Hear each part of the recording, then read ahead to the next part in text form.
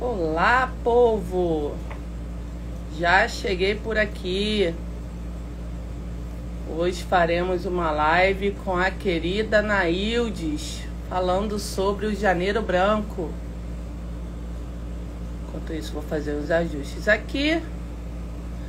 Mandar para meia dúzia de gente. Vai clicando aí. Vai chamando o povo pra gente começar o nosso bate-papo.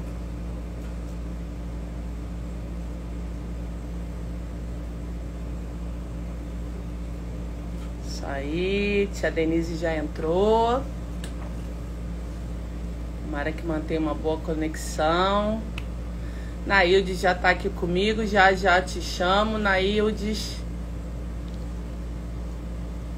Cristina, um beijo pra você. Como é que tá essa terra maravilhosa, Cristina? Espero que não tão calor aqui como no Rio de Janeiro, porque aqui o negócio tá punk, tá brabo.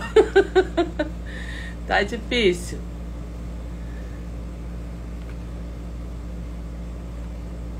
Vamos lá, já vou chamar a Naildes aqui. Enquanto o pessoal vai chegando aí devagarzinho. Chuva e frio aí em Curitiba, misericórdia, coisa boa. Aqui a gente tá precisando de um pouquinho de chuva e de frio, porque o negócio tá bem fervente aqui no Rio de Janeiro, viu? Sensações térmicas bem altas, bem difícil de trabalhar. Mas a gente vai chegando lá. Minha querida Nora Bia já chegou por aqui também. Galera, vai marcando aí no aviãozinho, vai chamando o povo aí para participar, porque o testemunho da Naildes é impactante. Clica aí no aviãozinho, clica no coraçãozinho para chamar mais gente, tá? Só mais um minutinho aqui e eu vou chamar mais uma galera que tá aqui e já vou convidar a Naildes para estar conversando comigo aqui, pra gente bater esse papo. Eu sei que eu fiquei muito tempo afastada do Instagram, tirei umas férias e aí com isso o povo fica meio disperso. Mas estou voltando com a corda toda, viu? Beijo, Monique, bom te ver aqui. Beijo grande aí nas minhas meninas lindas que eu amo muito. Dani, um beijão pra você, gostei desse cabelo, hein? Ficou lindona com esse cabelo. Nailde, vamos lá, cadê a tua solicitação? Vou te chamar. A gente já começar essa conversa. Vamos lá, tá conectando. Olha ela aí. Acho que por algum motivo a câmera tá virada, tá ao contrário. Mas daqui a pouco a Nailde se acerta aí. Oh, achou! Que bom te encontrar, Naildes, aqui. Conseguiu se acertar? Tem umas letras aí no meu rosto, mas tá bom. Tá me vendo? Infelizmente, eu posso desativar os comentários, mas aí a galera vai perguntar e a gente não vai conseguir ver os comentários. Não, tá tranquilo. Tá tranquilo. Gente, tá me vendo bem? Tá me ouvindo bem? Tô vendo e ouvindo bem. A galera tá vendo e ouvindo bem? Só um som que tá um pouquinho alto. Eu não achei meu microfone. Não tenho como. Eu vou abaixar meu som aqui para ver se diminui esse eco. Porque eu não achei meu microfone aqui na última hora. Mas, gente, eu há uns meses atrás, eu tive assim a grata oportunidade de assistir uma live com a Naildes. Nunca assim tive tanta proximidade com a Naildes anos atrás, mas para quem não conhece a história dela, ela vai falar aqui um pouquinho da história dela. Quando eu já conhecia a família da Naildes, já tinha proximidade principalmente com a Lília, a irmã dela. E quando houve o acidente dos filhos da Naildes, aquilo me tocou profundamente, porque eu me coloquei no lugar dela. E houve uma empatia ali muito forte da minha parte em relação a isso, porque eu ficava imaginando como é que eu reagiria na situação de perder os filhos do jeito que foi o que aconteceu com ela. E de lá para cá eu fiquei acompanhando a Anaíldes assim, meio de longe, né? Um pouco tímida de chegar e perguntar, porque principalmente quando acontece uma coisa, uma tragédia como a Anaíldes viveu, a gente fica muito sem jeito de chegar, de falar, do que falar, né? E aí eu comecei a acompanhar a Anaíldes de longe, fazia os comentários e tudo. Mas, gente, ela é uma referência na minha vida de exemplo, de fé, de determinação, de mulher cristã. E alguns meses atrás eu pude assistir uma live que ela fez com a Heloísa. E eu confesso que aquela live mexeu muito com a minha vida. E eu pensei assim, bom, tem que ter a Anaíldes falando comigo. E janeiro é o janeiro branco, o mês da conscientização da saúde mental. E eu preciso dessa mulher falando aí para edificar a nossa vida. Então, Anaíldes, eu vou deixar a palavra contigo. O tempo é teu, tá? Para você falar rapidamente do teu testemunho, mas principalmente como é que você superou isso. Oi, gente, a paz de Cristo. Eu sou a missionária Anaíldes, né? Para mim é uma honra muito grande poder estar aqui falando com a Renata. E eu me sinto assim, honrada demais, né? Eu falo sempre que foi Deus que colocou esse amor no coração da Renata por mim, né? Porque é uma serva pequenininha lá, né? Atrás das malhadas, e ela me enxergou e me viu. Só pode ser coisa de Deus. No ano de... Eu vou resumir, mas assim, eu tenho meu Face, Nailde Silva, né? No Facebook, você pode ir lá, você vai ver a minha história. Eu estou sempre colocando, eu tenho uma live todos os dias, 1h30 da tarde, e eu sempre falo das minhas experiências, entendeu? No meu Facebook. E no ano de 2012, como todos os anos, né? A gente sempre ia para Rio das Ostras. Era eu, meu esposo, meu filho Tiago, 15 anos na época, né? 15 anos, minha filha Thaís, com 25 anos, o meu genro, com 29 anos, que era o esposo dela, eles tinham 3 anos de casados, e a namorada dele, que eu ainda conversei, falei, Natal é época de passar com a mãe e tal, mas aí ela conversou lá, ela já tinha viajado antes com a gente, tinha dado tudo certo, a mãe liberou e ela foi com a gente. Fomos para lá, ficamos em Rio das Ostras, a gente sempre tinha esse costume de passar o Natal em Rio das Ostras, e o Ano Novo, meu irmão vinha aqui para minha casa e a gente passava aqui na igreja, que eu sou da Assembleia da DEVEC, né? Pastor Silas. E aí, nesse ano aconteceu uma coisa diferente. Nós passamos uma noite maravilhosa, um Natal maravilhoso, cantando. Meu genro tinha acabado de comprar um carro, um Astra Zero, né? Ele tinha trabalhado muito, comprou o carro à vista. Então, estava muito feliz com a aquisição. Minha filha, ela estava no 7º período de Direito, né? O sonho de se formar advogada. Meu filho, ele era desenhista industrial, estudava no Senai, estudava, ia direto para a igreja, era ministro de louvor, tinha a banda Só Vitória. Então, todos os 4 eram muito atuantes na igreja. Eu até falei sobre isso hoje lá na live. E o que aconteceu nesse dia é que, como meu genro foi com o carro, o meu esposo tinha um problema para resolver no Rio, então nós vinhamos embora antes. E a minha cunhada estava de serviço, porque ela trabalha no HCE, no Hospital Central de Macaé, né? A minha filha falou, mãe, vou ficar aqui, estou ajudando a olhar a menina. Ficou junto com meu irmão, mais tarde eu vou. Aí nisso eu falei, Tiago, vamos, dê a mão ao meu filho, para ele levantar, né? Estava ele e a namorada sentados juntos, porque só ficava assim, um do outro. Aí ele ainda falava, ele tinha 15 anos, mas ele falava, mãe, eu vou casar com ela. Ela é a mulher da minha vida, eu vou casar com ela. Eu falei, tá, filho, mas você não é muito novo. Não, mãe, eu vou casar. Eu falei, não, tá bom. Então tá, se vai casar, a gente vai dar um jeito, é melhor casar do que ser abrasado, né? E a gente está. E aí era aquela coisa, aí onde um ia, o outro estava atrás e tal. E aí eu sei que ele chegou a levantar. Só que ele chegou a levantar do sofá para vir comigo, junto com a namorada. A Thaís falou, mãe, deixa o Thiago com a gente, porque o Fagner comprou um DVD do Pregador Du, né? Ele tinha botado um DVD no carro novo, né? E aí a gente vai ouvindo, realmente, eles cantaram durante a noite toda o hino do Pregador Du, que eu nunca tinha ouvido falar nesse cantor. Mas o hino, é claro que eu não vou contar igual, né, Renata? Porque sempre vem outros detalhes, que eu estou acontecendo hoje. Sim. O hino as dores do mundo não, já posso suportar. E eles cantaram a noite toda aquilo, né? Eu me liguei muito. Aí, nisso, ele falou, mãe, deixa, mãe, eu vou com ele. Eu falei, tá bom.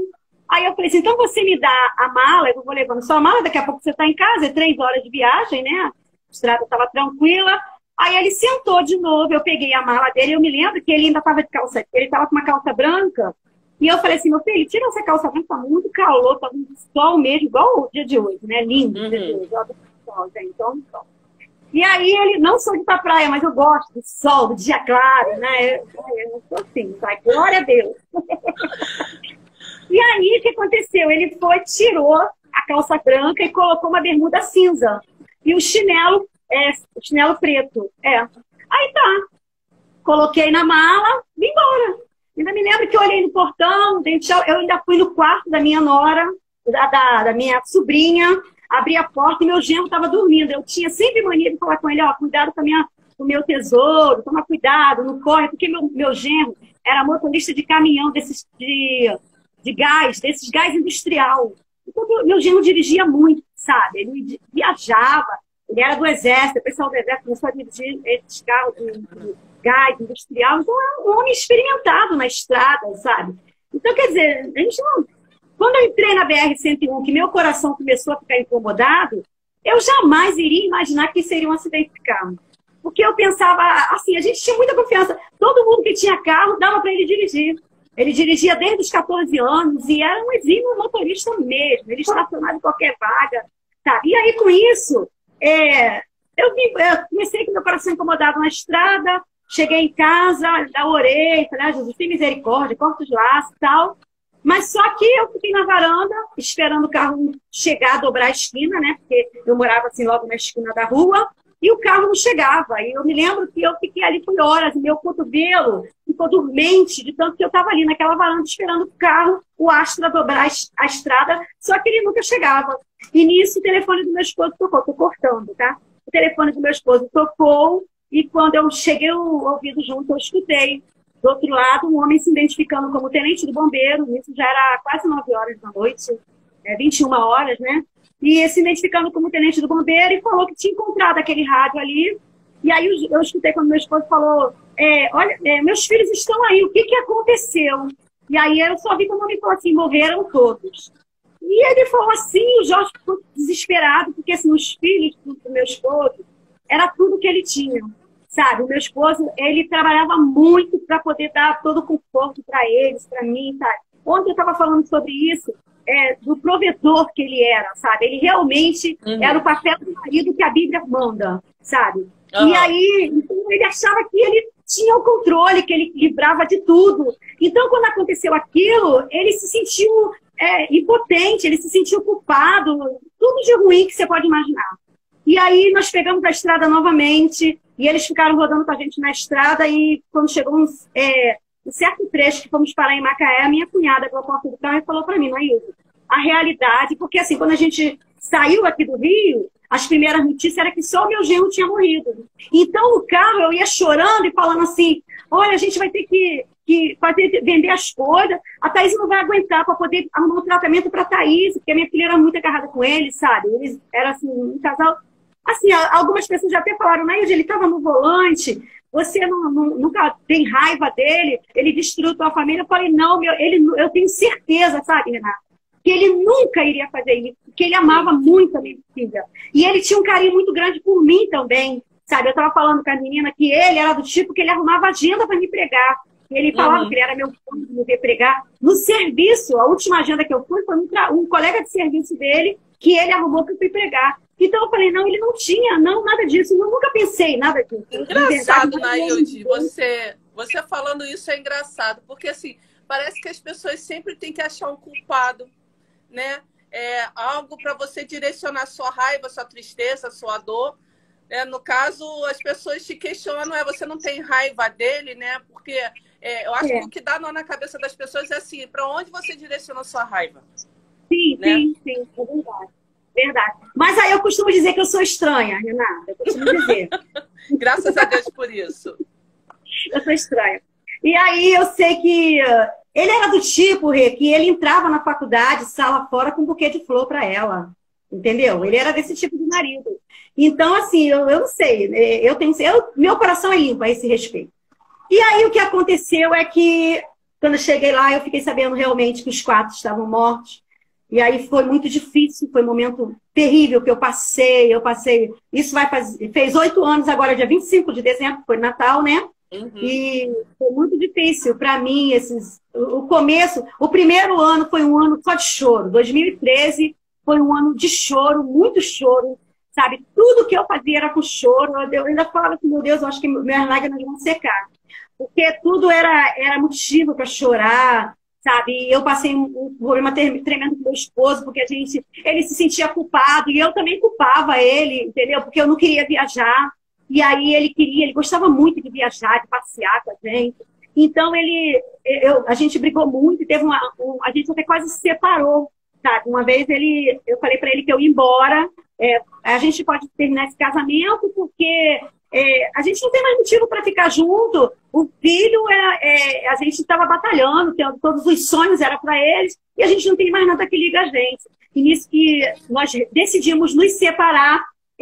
O Jorge, ele sempre foi muito apaixonado por mim, sabe? Eu sei que eu sou mentira de falar isso, é verdade. Que bom! Todo mundo que me rodeia sabe, as meninas que andam perto de mim sabem, minhas irmãs, né? E aí ele amava essa pretinha aqui, né? E aí, naquele dia, eu nunca vi o Jorge chorando, porque ele sempre foi aquele homem durão, né? Tá, de homem no chão e tal, né? E ele chorou muito no dia do acidente dos meus filhos, mas eu não vi, porque meu irmão disse que ele ficou caído no chão, em frente ao ML de Macaé, como um mendigo, deitado no chão. Meu irmão falou que ele ficou um trapo, assim, jogado ali no chão, sabe? E eu nunca vi meu esposo assim. Meu esposo, ele foi do tipo que gostava de se arrumar, de usar perfume, ele sempre foi um homem cheiroso, sabe? Sempre foi assim, né? Não sei se eu gosto, né? Aí, então, aí foi Deus que me deu ele, né? Ele foi, né? Foi Deus. Na minha juventude, nos conhecemos na igreja, entendeu? Foi na igreja, no culto de mocidade, que antigamente tinha isso, né? Culto de mocidade. Ele era de Madureira, ele era de Madureira. Gente, o assunto mudou. Ele era de Madureira. E aí, o conjunto da igreja dele foi cantar na Devec 12, que agora é a Devec, antigamente era a Rua 12, no tempo do pastor José Santos. E aí, a gente se olhou, né? Ele cantando lá em cima, no conjunto, e eu era regente do conjunto da mocidade, e dali, né? Foi um amor que nós namoramos. Antigamente se namorava muito tempo, né? Nós namoramos 6 anos, e papai já ficava nervoso, né? Como é que é? Tá rasgando o fala aquele negócio. E aí, sempre foi 36 anos de casados, com mais 15 anos de namoro. Quer dizer, nós ficamos 41 anos juntos. Foi uma vida, entendeu? Verdade. E aí, não cheguei nele ainda, já estou falando nele. E aí, o que acontece?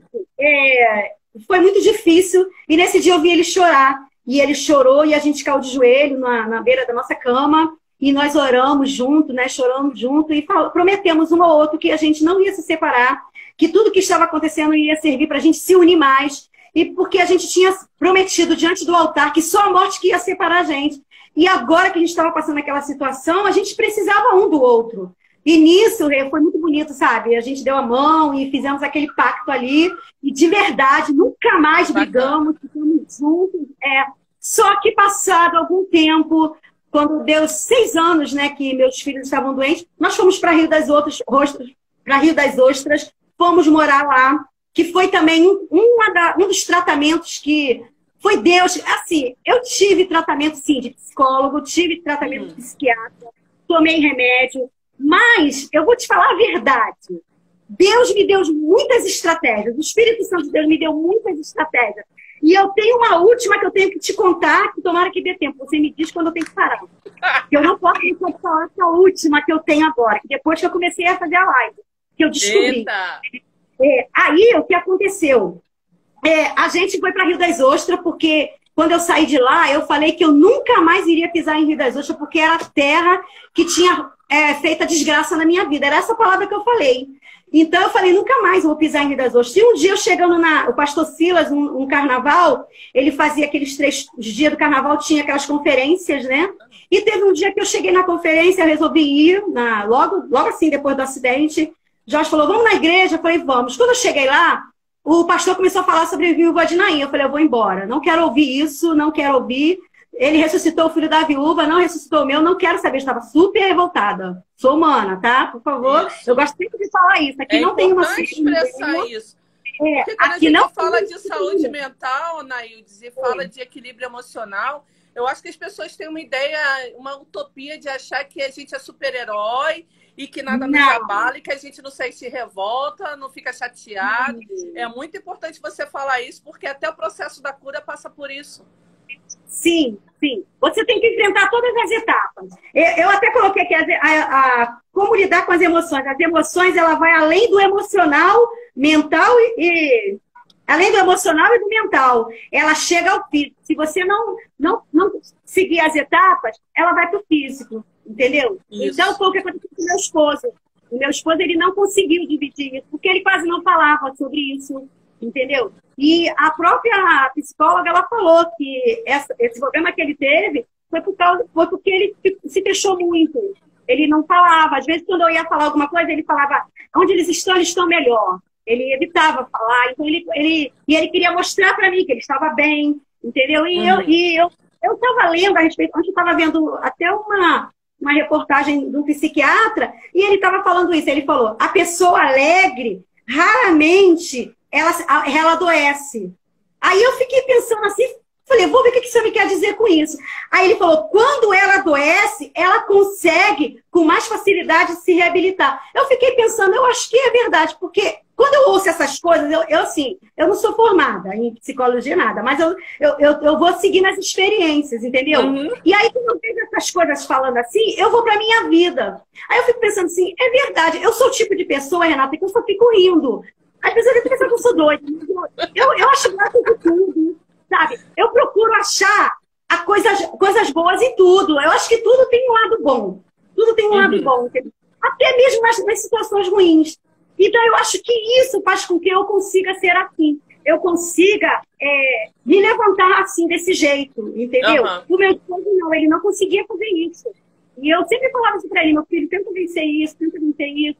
E eu falava, conversava, né? Porque, assim, eu sempre gosto de falar isso, não é máscara. Esse é o meu jeito. Às vezes, eu pego as pessoas olhando para mim, porque as pessoas querem... Elas não se conformam de viver sofrendo assim, entendeu? Deixa eu ver se você está me entendendo. As pessoas fazem um estereótipo, né? A pessoa tem que sofrer assim, assim, assim, isso. Tem que ficar caída, tem que ficar triste. Aí quando encontra a Nailde doida, que eu fico doida, eu tô estranha. Aí fala assim, mas ela não está sofrendo como tem que sofrer, entendeu? Mas é o meu jeito. Você eu sofre já do seu jeito, que as pessoas não veem. Eu acho que tem que ser respeitado. A dor existe. Só que assim, é um tipo de dor que realmente não é aquela dor que você fica mostrando para o mundo todo, tô sofrendo, muito pelo contrário. Até quando eu observo você, que até quando você está sofrendo, é isso que você falou mesmo, você vê algo de bom naquilo e você tenta jogar isso para cima. Então, o que eu admiro muito em você é exatamente isso.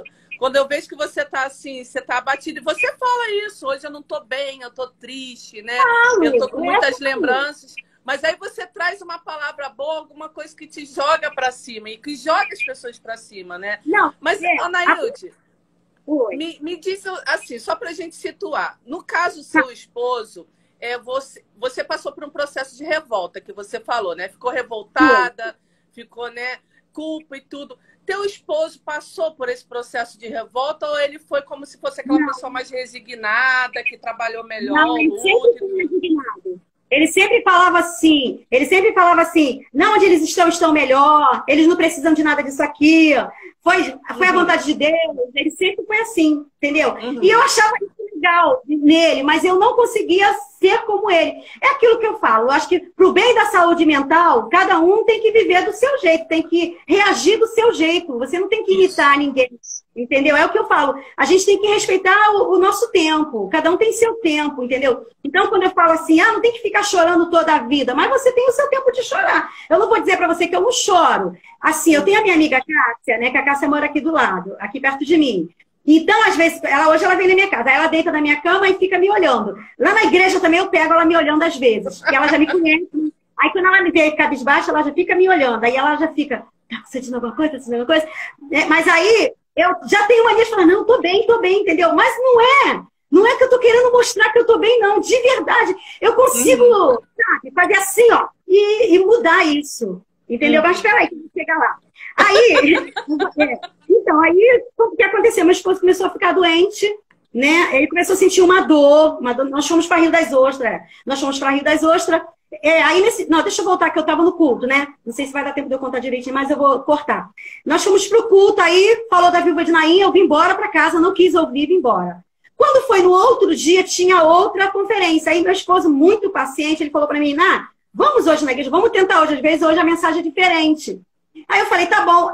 Renato, tem que falar isso. Até hoje eu estava falando isso na live, falando dos homens. Porque assim, o homem é o sacerdote do lar. A gente percebe que os homens não levam os filhos para a igreja, né? O meu esposo, ele era assim. Ele fazia eu ir para a igreja, entendeu? Às vezes eu não queria ir, eu estava desanimada. Ele falava, não, vamos para a igreja. Realmente, quando chegava na igreja, que eu voltava outra. E nesse dia que eu fui para a igreja com ele, foi no segundo dia da conferência, foi na terça-feira, se eu não me engano. Aí o pastor pregou como crescer no deserto. A igreja estava muito cheia. Ainda era aqui na 1191. Eu me lembro que a Cássia que arrumou o lugar para mim, porque o Jorge era diácono, né? Aí nós sentamos ali na terceira fileira. Menina, o pastor começou a pregar e ele não tirava o olho de mim. Sabe? Ele falando, né? Para você crescer no deserto, você tem que enfrentar, você tem que ir nesse deserto, você tem que ir nesse lugar. E começou a falar assim. E ele não tirava o olho de mim, sabe? Eu sei que era Deus que estava fazendo isso. Quando acabou o culto, eu cheguei em casa e falei, Jó, vamos para Rio das Ostras? Aí ele falou, me olhou, tomou um susto, né? Vamos? Ele falou, vamos. Eu falei, só que eu não quero ir de carro. Não quero ir de carro não, porque eu estava com trauma na estrada, eu chorava, eu ficava desesperada, eu tremia na estrada, eu não conseguia. Aí fui para Rio das Ostras. Pegamos, falei, se for da vontade de Deus, o Jorge falou, se for da vontade de Deus, quando a gente chegar lá vai ter ônibus, vai ter passagem. Porque carnaval, terça-feira, dificilmente, né? Agora tem por causa da pandemia, mas antes não tinha. Não tinha esse negócio de pandemia, né? Aí quando nós chegamos lá, eles tinham colocado ônibus extra. Nós pegamos o ônibus, fomos para Rio das Ostras, um trânsito horrível. Cheguei lá, eu acho que era às 2 ou 3 horas da manhã. Só que quando eu toquei a campainha, minha sobrinha de 9 anos, ela veio correndo, um corredor assim, a casa que me mora um corredor, ela veio correndo, tia Naná, tia Naná, tia Naná, e me abraçou. Aí falou, tia Naná, você veio, começou a chorar, e falou, tia Naná, você veio, você falou que nunca mais ia vir na minha casa, você falou que aqui que causou a tristeza em você. Menina, quando eu abracei ela, eu percebi que aquela culpa não era só minha e do Jorge, não, a menina também estava com culpa. Meu Deus. E aí o livro, né, que eu tenho um livro escrito, só que eu tô esperando verba para poder lançar, né? Eu falo sobre a culpa, Tá, aí a culpa, o título do meu livro é Arrebatado na BR. Eu ainda não sei se a editora que me pegou não vai aceitar isso, né? Mas não sei. E aí, nesse livro eu falo sobre a culpa, e eu comparo a culpa com uma lama. Que o carro passa e a lama, ela espirra lama em todo mundo. A culpa é assim. A minha sobrinha de 9 anos, pequenininha, estava cheia de culpa lá. E quando eu cheguei, eu não só fui curada do trauma na estrada, como ajudei a curar a minha sobrinha também. Que bacana. Entendeu? Foi muito lindo isso. Gente, eu choro, tá? Então, assim, não precisa... Eu choro, então não precisa fazer drama, não, tá? Deixa eu chorar. Vai em frente, Nailde. Então, aí passado isso, né, gente, nós enfrentamos muitas outras coisas que não dá tempo de contar, sabe? Porque foi muitas experiências, né, que nós vivemos. E depois nós resolvemos ir para Rio das Ostras, morar lá. Conversei com o pastor, o Jorge conversou com o pastor Sila, o pastor Matias nos deu a carta, nos abençoou. E eu falei para ele, né, o meu filho, ele participava, tinha banda. Então, todas as vezes que eu via o Mateus, o filho da Sueli, cantando, era uma dor muito grande para mim, era muito difícil. E eu saí, fui para lá, para Rio das Ostras, ficamos lá 5 anos. E depois de algum tempo, muito bom, trabalhamos numa igreja lá, foi uma bênção, uma pessoa que era muito amiga nossa, que já tinha cansado de convidar a gente foi para lá ajudar ele, fizemos um trabalho abençoado. Passado algum tempo, meu esposo começou a sentir dor. Dor na coluna, e aquela dor que não passava, e a dor aumentando. E fomos fazer uma sonografia não. Essas coisas mais... Ressonância, isso, obrigado. E aí, constatou que meu esposo estava com um tumor na cervical. Tirou algumas vértebras, né? Colocou parafuso, colocou ali as coisas, né? Fez o trabalho lá, ele ficou internado. Ele ficou 1 ano bem, depois de 1 ano começou novamente, a dor apareceu agora embaixo na bacia. Aí o médico já nos aconselhou voltar para o Rio, porque os recursos de Rio das Ostras eram poucos. Viemos para o Rio, aí fomos para o Hospital Vitória, e lá no Hospital Vitória, um médico muito bom, ele fez os exames e ninguém conseguia descobrir o que era aquela dor, e naquela outro exame que eles fizeram, que aí já ele falou assim, nós vamos fazer uma... Não é quimioterapia, não, radioterapia no senhor. Naquele mesmo dia, deitou o Jorge, preparou tudo, um hospital maravilhoso, né? Hospital Vitória. E aí fez a radioterapia no meu esposo, e meu esposo veio para casa sem dor, mas depois voltou a dor de novo. Quando voltou a dor de novo, eles fizeram uma junta médica, e aí fizeram um exame de sangue rastreador. O exame de sangue, na época, foi muito caro, né? O convênio não cobriu, nós tivemos que arrumar dinheiro e tal para poder fazer esse exame, e constatou que meu esposo estava com um vírus no sangue, uma leucemia, e a leucemia era daquelas, né, mesmo, braba mesmo, que só Jesus, só milagre, né? Começamos a orar, pedimos a Deus milagre, e ele ficava bom, voltava, ficava bom, e ficou várias internações, e por último, e começou o Covid, né? Eu já passei, foram vários natais, ano novo com ele no hospital. Ano passado mesmo, eu vi o culto do Ano Novo no hospital, porque eu estava internada com ele. E ele ficou 36 dias, a última internação, direto, internado, muito mal, eu cuidando dele, ele já não falava, eu tinha que escovar o dente dele, porque ele sempre foi muito assim, né? Gostava, e eu continuei mantendo aquele jeito que ele gostava, né? Então, eu arrumava ele, eu deixava, fazia a barba dele, dava comida na boca. Mas quando chegou no finalzinho, ele era muitas dores que ele sentia, morfina de 4 em 4 horas não fazia efeito, e eu orava, eu passava a noite em claro. Eu me lembro de uma vez que teve a vigília, né, da resposta, e eu coloquei o quarto, tinha Wi-Fi, né, e eu coloquei na televisão a vigília, e eu orei junto, eu pedi a Deus, eu passava a noite falando salmos, orando, e teve um dia que meu esposo faleceu no dia 28 de maio, mas uma semana antes, eu me lembro que naquele dia, todos os dias chegava o garçom no quarto, né, para perguntar qual era a refeição. E naquele dia eu tinha pedido peixe com camarão. E aí dei a comida a ele, mas eu percebi que ele estava com muita dor. E aí eu falei, meu filho, espera aí um pouquinho, vou chamar a enfermeira, e já não sabia o que fazer. A comida chegou, coloquei a comida assim, eu comecei a escrever, eu estava escrevendo tudo que estava acontecendo no hospital, né?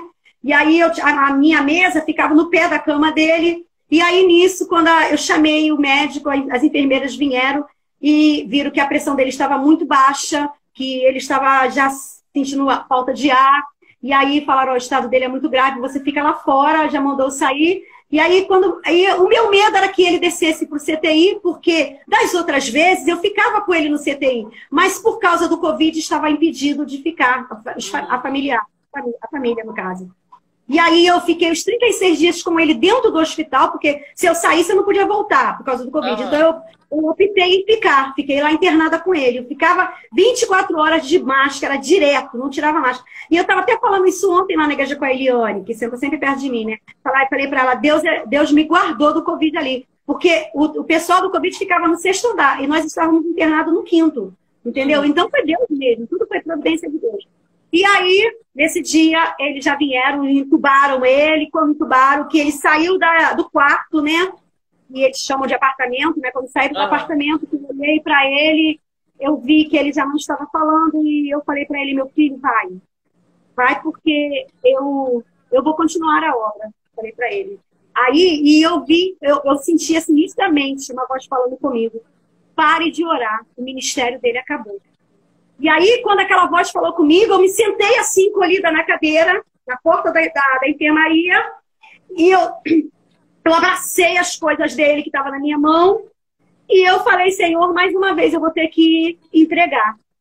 Mais uma vez. Eu não sei qual é o teu propósito comigo, mas eu te prometo que eu não vou te abandonar. Eu falei isso para Deus. Ele desceu, e eu sabia que depois que ele entrasse naquele elevador, eu não iria mais vê-lo. Eles mandaram eu vir para casa.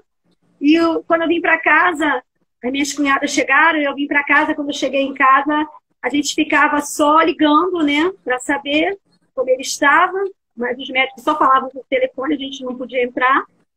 Às vezes eu ficava lá na porta, sentada na porta do CTI, mas eles não deixavam. E aí eu falava, eu queria que ele soubesse que eu estou aqui, teria como ela... Ele falava, não, ele não vai te ouvir. Mas eu falei, mas eu já ouvi dizer que quem está assim ouve. Não, não pode, ele não deixava, né? E aí eu vim embora, naquela agonia, mas eu ia todo dia mesmo assim. Aí depois passou quase 5 dias que ele estava lá, um dia eles não ligaram de manhã. E quando eles não ligaram, a minha cunhada, sempre quando eles ligavam, eu botava o celular para gravar, para as minhas cunhadas ouvirem. E eu falei, cunhada, eles me ligaram hoje. Aí ela falou, não, eu disse, bom, sinal, vamos lá. Aí quando eu cheguei lá, eles disseram que tinha ligado, só que não conseguiram falar com a gente. O meu esposo tinha falecido 8 horas da manhã. Eu não quis vê-lo ali. Cássia foi, né, comigo. Cássia foi lá ver, disse que ele estava dormindo, como se estivesse dormindo.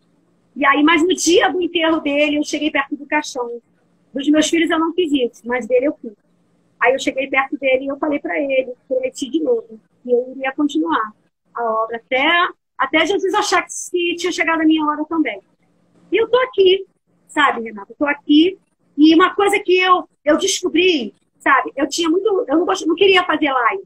A Lília, minha irmã, começou a fazer live e ela me chamava. Não, vamos fazer live. Eu falava, não, eu não tenho nada para falar. Eu vou falar o quê na live? Como é que eu vou falar isso para live? Eu vou fazer uma live para falar desgraça, para falar tristeza. E aí a minha irmã, não, vai, eu não vou. Eu rejeitava. Aí teve um dia, de tanto ela me chamar, eu fui. E quando eu fui fazer aquela live, eu vi um monte de gente entrando, um monte de gente entrando, um monte de gente. Aí eu falei, meu Deus, que isso? Aí comecei a falar, não tinha escrito nada, comecei a falar. E as pessoas depois começaram a entrar no meu Face, no meu Message, falando que por minha causa eles estavam bem, que eu era referência. E eu falei, Deus, eu não te pedi isso. Eu não quero ser referência, eu não quero ser nada disso.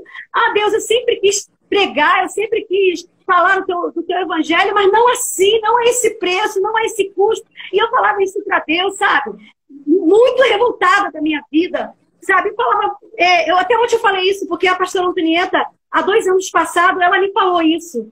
Eu falei assim, eu cheguei no cantinho e quando me deram a oportunidade, eu falei, Deus levou os meus filhos, mas Deus deixou o meu esposo comigo. E ele faz a obra comigo. Ela falou assim para mim, se Deus levar o teu esposo, você vai continuar fazendo a obra também. E eu fiquei muito chateada com a pastora. Eu falei isso ontem com ela na igreja. Fiquei muito chateada. Eu falei para a Lília, eu não volto mais no cantinho. Não volto, porque eu não quero saber de outra coisa. Eu preciso ouvir coisas boas. E passou 2 anos e aconteceu.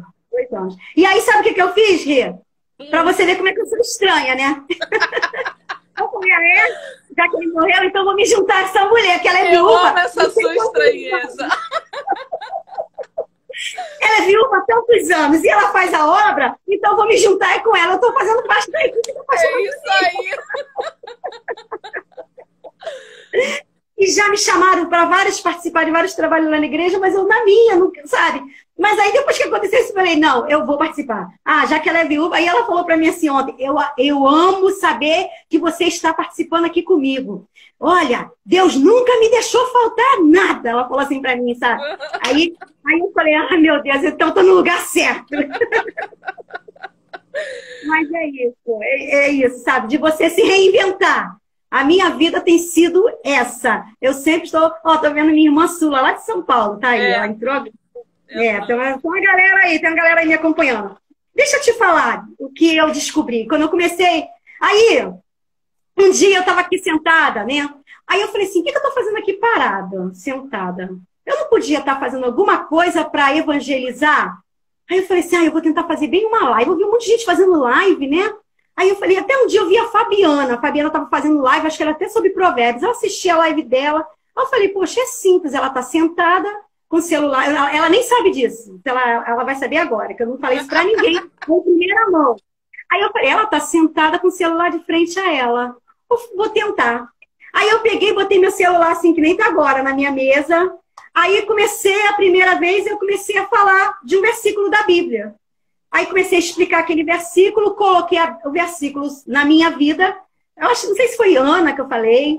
Aí comecei a falar. Aí, para minha surpresa, começou a entrar gente. Entrar gente. Olha, essa mensagem de Ana foi 800 e poucas visualizações. Eu acho que já deve estar 1000. Eu fiquei assim, passada, Renata. Eu falei, então é por aí. Aí eu sentei na minha cama de noite, peguei um caderno, que eu tenho que escrever as coisas, porque assim, mesmo que eu não leia, eu tenho que escrever para poder, eu não consigo memorizar. Mas aí eu pego a ideia, entendeu? Já é mania minha, desde a escola que eu sou assim.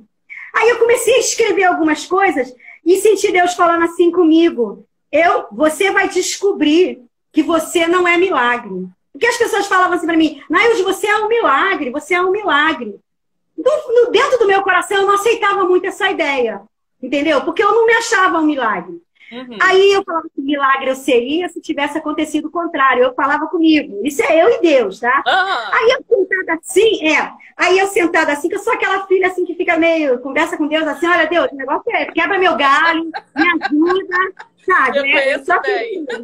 assim, entendeu? Eu sou assim. Eu já falei com ele ali. Eu sentei, antes de vir pra cá, aí eu tava dando um jeitinho assim no rosto, né, pra ficar melhorzinha. Aí eu no espelho falei, Deus, olha, fica comigo, hein? Olha aí, hein? Eu falo assim com ele, sabe? Olha aí, hein? Me ajuda aí, não deixa eu falar besteira, não. Por favor, hein, Deus? Eu fico assim com ele. E aí, eu falei assim, eu não quero ser milagre, eu não quero ser considerado um milagre. Aí, sabe o que, que eu veio na minha mente assim? Eu botei até aqui. Por que eu não quero ser um milagre? Eu quero ver o milagre na vida das outras pessoas. Forte. Entendeu? Isso que é.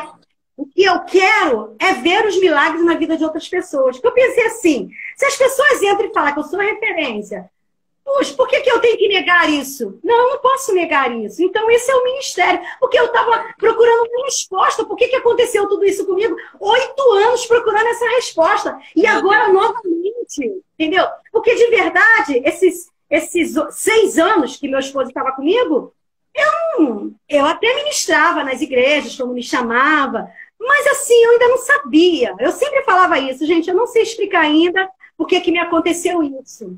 Mas por incrível que pareça, Renata, sabe? Que lindo. Agora eu sei.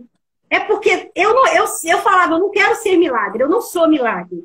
Aí eu falava, aí só que quando eu entrei, que eu fiz esse vídeo, que eu vi as pessoas falando, pessoas entrando no meu mês pedindo oração, pedindo ajuda, pessoas contando testemunho e foi abençoados. Quando eu ministrei, foi abençoado. Aí eu falei assim, não, eu tô vendo os milagres na vida das pessoas. Então, o que eu quero ver é o milagre na vida das pessoas. Aí eu Bacana. botei assim, ó, reconhecer isso para mim foi muito difícil. Mas depois que eu comecei a fazer os vídeos, eu entendi como é bom ser instrumento de cura, ser instrumento de transformação, ser instrumento de cura para a vida das outras pessoas. Amém. Entendeu? Aí eu me peguei dizendo assim, eu vou continuar isso, eu vou continuar fazendo esses vídeos, porque eu estou vendo pessoas se levantar porque eu estou de pé. Entendeu? Isso Então mesmo. isso é ser milagre na vida de alguém. Entendeu? Que é Amém. isso que eu quero. Eu não quero ser, eu dei um milagre. Não! Eu quero ser um milagre na vida de alguém. Lindo, Entendeu? Porque, Laís. assim, eu li Provérbios 11, 17, tá assim, ó. Quando você faz o bem a outra pessoa, você faz o bem a si mesmo. Verdade. Então eu descobri que enquanto eu curo outras pessoas, eu estou sendo curada.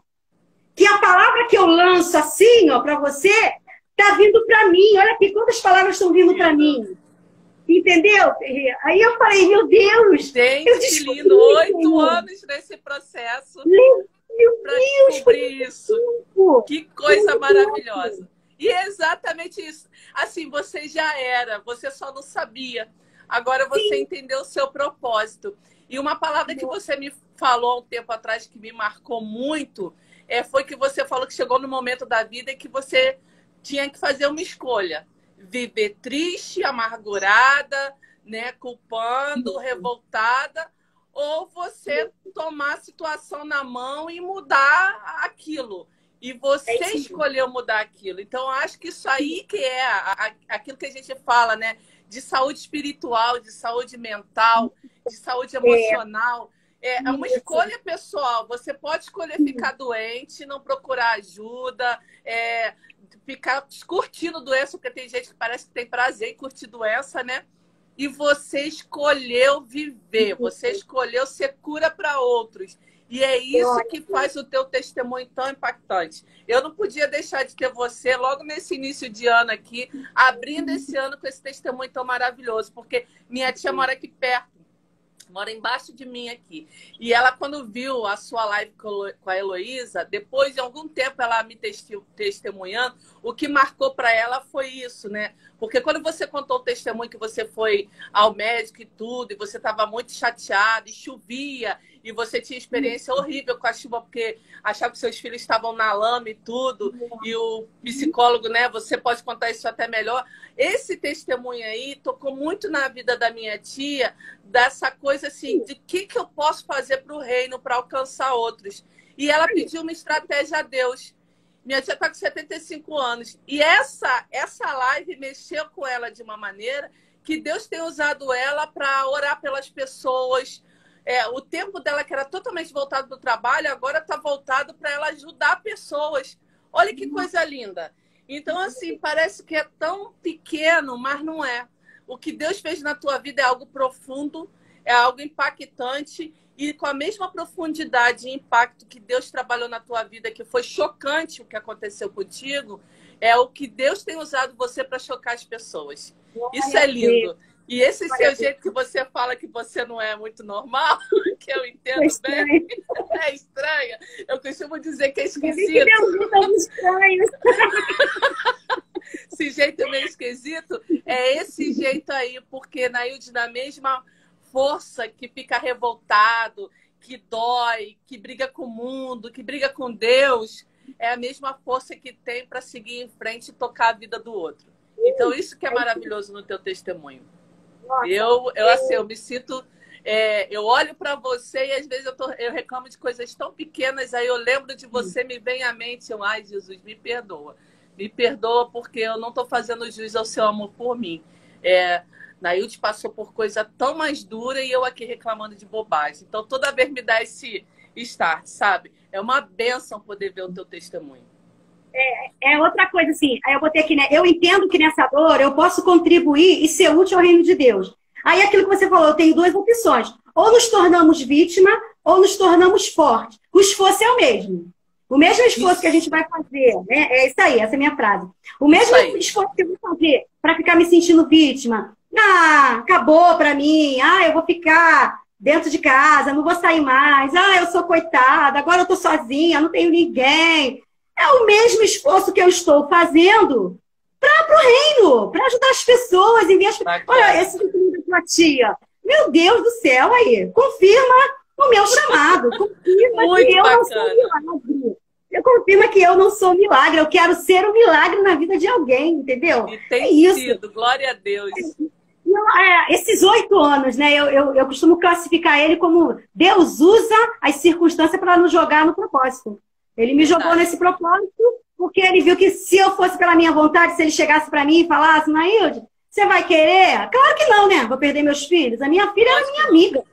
Entendeu? Mas Deus me jogou ali, eu não tive escolha. Não tive escolha. E às vezes, assim, quando eu penso assim, meu Deus, meu marido foi embora, eu não acredito às vezes, sabe? Aí eu fico assim, não, ele tá com Deus, tá com o Senhor, ele tá livre de dor. E aí eu tenho os vídeos dele com dor, às vezes eu ainda vejo os vídeos para me acreditar, entendeu? Então são como é que eu falo? Válvula de escape que a gente tem, entendeu? Para entender, porque às vezes é necessário você ter, assim, um tratamento de choque. Sim. E Deus faz isso pra gente. Eu me lembro daquele cego que Jesus chegou e cuspiu no olho dele. Imagina! O cara tá cego, Jesus chega e cospe, né? A saliva da gente é quente. Aquele homem não enxergava. E ele, de repente, recebe aquela quentura no olho, né? Que nojo, né? Até falar, cuspe, né? A saliva. Todo mundo tem nojo da saliva do outro, não é? Então, mas era Jesus, mas tudo bem, ele era homem também. E aí ele cuspiu, né? E aí o homem fica vendo, né, como árvore. Mas era um tratamento de choque que ele tinha que tomar, entendeu? Verdade. Um tratamento de choque para ele, e foi o que aconteceu comigo. Sabe, eu acho que Deus ter levado o Jorge para mim foi tipo assim, a cereja do bolo, a gota d'água. Eu pensei exatamente isso. Eu briguei com Deus. Eu briguei com Deus. Eu falei com Deus, não, Deus, aí é demais. O senhor já aí apelou, né? Mas sabe o que eu fiquei pensando, Nailde? Agora você falando, né? Fiz um download aqui. A gente já está no finalzinho aqui. Eu vou só falar isso e passar para você dar uma palavra final. Mas o que eu fiquei pensando aqui é que na sua dor, que foi tão profunda, eu acredito que Deus já estava dizendo assim, minha filha, eu entendo a tua dor porque eu tive que entregar meu filho. Não foi fácil para mim. Né? Sim. Foi tão duro para Deus entregar o filho dele que na hora da morte ele virou o rosto, porque os pecados da humanidade estavam representados ali. E para Deus foi muito duro. Mas o sacrifício de Jesus, Deus teve que entregar o seu filho e ele também sofreu, porque esse sacrifício ia resgatar a humanidade. Então, comparando, claro que a gente não pode nunca se comparar ao sacrifício de Jesus, mas o que Deus fez você passar foi essa entrega de tudo, no sentido de, olha, eu tenho muita gente para ser alcançada. O sacrifício é grande, mas o peso de glória ainda é maior. Então... E eu acredito muito que ele sabe o nosso futuro. Ele sabia que eu ia reagir assim. Porque ele me conhece, foi ele que me formou. Verdade. Entendeu? Então ele sabia que eu ia reagir assim. Então por isso que assim, eu tenho uma amiga que ela morre de medo. Mas eu morro de medo de acontecer isso com meu filho. Eu falo, calma, não, as histórias não vai se repetir. Deus tinha um plano comigo. O plano era comigo. E aí ele sabia que eu ia reagir. Verdade. Eu vou terminar. Eu escutei um psicólogo falando, achei muito interessante. Ultimamente eu tenho ouvido muito essas coisas, sabe? Porque aí eu coloco na minha vida, eu anoto algumas coisas. Ele estava falando, que eu achei muito interessante, que os pensamentos é como guarda de trânsito. Aí você está numa estrada com vários carros, o guarda vem com apito para controlar os carros, né? Então, o guarda ali é a autoridade naquele lugar, na estrada, para controlar o trânsito, certo? Então, a autoridade dos nossos pensamentos somos nós. Os carros são os pensamentos. Se você deixar, o que acontece na estrada? Se o guarda não controlar, fica uma bagunça, né? Os carros... fica um tumulto só na estrada. Mas vem o guarda e controla aquilo ali. Eu e você somos os guardas do nosso pensamento. Eita. Nós temos que ter o controle dele. Nós temos que tomar a rédea dele. Uma coisa interessante também que eu tenho aprendido ao longo desses 8 anos é que a tristeza ela é um sentimento que fica dentro da gente, tá? Aí eu botei assim, é bom ter cuidado para não se afundar na tristeza ou deixar ela ser uma companhia constante. Por isso que eu estou sempre sorrindo, eu procuro sempre coisas para alegrar a minha vida. Eu coloco hinos, eu canto hinos, eu ouço hinos. Porque aí a pessoa pode chegar... querendo ficar isolada, querendo ficar sozinha. A tristeza te leva a isso. A tristeza constante, a tristeza sendo companhia, te leva a querer ficar isolada. Como se a tristeza te abraçasse ou te agarrasse e não quisesse mais te largar. Por isso, tem que ter um limite. Aí entra o domínio dos pensamentos. Entendeu? É aí que entra esse domínio. Porque você tem que ter um limite. Eu sinto tristeza? Tem momentos que eu sinto sim, mas é como você falou. Ao mesmo tempo, eu já procuro pensar em coisas alegres, em coisas, momentos que eu vivi, que foram bons, entendeu? E entender os propósitos de Deus. Aí eu lembro, puxa, fulano falou para mim que tá bem, porque ouviu, meu Deus, que bom, Jesus, que eu tô podendo ser útil a ti, Senhor. Tantos anos que eu te sirvo, Deus, e agora eu tô sendo instrumento de bênção para alguém, agora eu tô sendo instrumento de milagre para alguém. Aí eu botei, eu quero ser instrumento de milagre. Não sou milagre, eu sou alguém que quer muito ajudar a suavizar o sofrimento de alguém. Ver um milagre na vida do outro, para ser feliz, sendo útil, ajudando a suavizar o sofrimento de alguém. Lindo. Essa é minha... Eu quero ajudar a suavizar. Ajudar a carregar a carga, a bagagem, ajudar... Porque a tristeza ela é muito pesada. O luto é muito pesado, é uma carga pesada. E é necessário você dividir. Divide com alguém, sabe? Converse com alguém. Escreva. Eu escrevo. Olha aqui o caderno que eu tenho. Ó. É muita coisa. Ó. Eu tenho muitos cadernos escritos ao longo desses 8 anos. Se você não consegue falar, escreve. Escreve, eu vi uma vez, não sei se eu vou achar, um rapaz, eu escrevi aqui que o rapaz falou a respeito da pessoa escrever, não sei se eu vou achar. Como é bom a pessoa escrever. Não vou achar, depois qualquer dia eu boto no meu Face. Que é bom a pessoa escrever. E eu já fazia isso antes. Aí, quando eu vi esse psicólogo falando do pensamento, do guarda de trânsito, eu falei, Jesus, foi tu que me ensinou isso. Foi tu, eu não estudei para saber isso, mas Deus me deu essa inteligência emocional, sabe? Isso. Sabe, Renata? A gente tem que ter para nos fornecer a saúde. Para você ter saúde mental, você tem que ter essa inteligência de você procurar o que é bom para você. É bom sorrir? Sorria. É bom procurar algo que te faz feliz? Seja feliz, entendeu? Evite solidão, evite ficar só. A solidão é má conselheira. Verdade. A tristeza não pode ficar muito tempo aqui. Essas são as minhas dicas para a saúde mental. Entendeu? Amém. Essas são as que eu tenho feito. Tem dado certo. Tem dado certo. Graças a Deus, a gente vê isso na vida que tá, na sua vida que está dando certo. Eu só lamento que o tempo voa. Eu também, né? Eu só lamento isso, mas assim, mais uma vez eu quero te agradecer porque você tem sido bênção na minha vida e eu tenho certeza que bênção na vida de muitas pessoas. Eu não tenho dúvida disso. E eu louvo a Deus porque Ele sabia que você seria capaz de receber o legado que Ele tinha. Então, eu louvo a Deus por isso. Agradeço muito o pessoal que estava aqui, que está aqui acompanhando. Gente, muito obrigada pela presença de vocês. Eu quero muito salvar essa live. Então, por isso que eu estou de olho ali no tempo. Não quero que o tempo passe, o tempo passe. Falar uma frase? Claro. Saúde mental. Acredito que saúde mental, esse termo se refere à forma de como uma pessoa reage aos desafios e à mudança da vida. A vida sempre nos impõe desafios, tá? Eu não sou a única. Depois que nós formamos o grupo Irmãs de Jó, agora mesmo entrou uma irmã da DEVEC, eu acho que é lá do Sul, sabe? Entrou pra gente uma filha linda, linda mesmo. Ela deve estar até aí vendo a gente. Ela entrou lá, eu levei ela pro grupo, entendeu? Depois que entrou para esse grupo, eu percebi isso. Tem muitas mães passando por esse desafio. Não sou só eu. Eu achava que era só eu, né? Não. Estamos aqui para ajudar. Para ser milagre, para ver o teu milagre. É isso que eu quero. Quero ver o seu milagre. Você tem sido, Manaílde. E eu agradeço muito, muito mesmo, porque eu tenho certeza que essa live gravada aqui vai alcançar mais gente. Gente, a galera que é aqui do meu grupo, segue a Anaílde. Já falei para minha tia, vê as lives dela, participa, vai lá no Facebook. Porque de vez em quando eu passo, a Anaílde está lá falando, eu paro para escutar, porque é bom. É aquilo que você falou. O esforço para permanecer triste, cabisbaixo, revoltado, é o mesmo para dar a volta por cima, para ser feliz, para cumprir o propósito de Deus.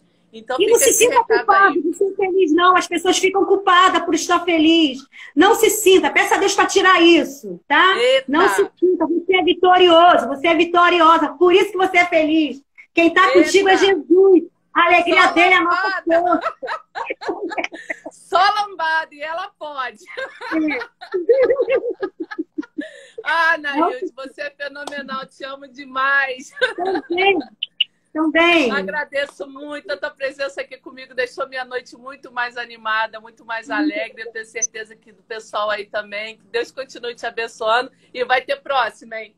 Ah, obrigada, eu quero. Beijo, gente. Fica com Deus. Até a próxima. Obrigada, gente.